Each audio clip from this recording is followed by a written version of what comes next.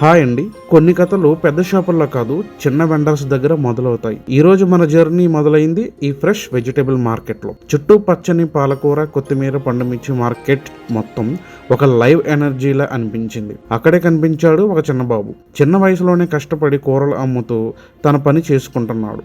అతని నవ్వు చూసాక కష్టం వయసు చూడదని మరోసారి అనిపించింది. అక్కడ నుంచి తీసుకున్న ఫ్రెష్ పాలకూరతో ఈరోజు స్పెషల్ పాలకూర పప్పు.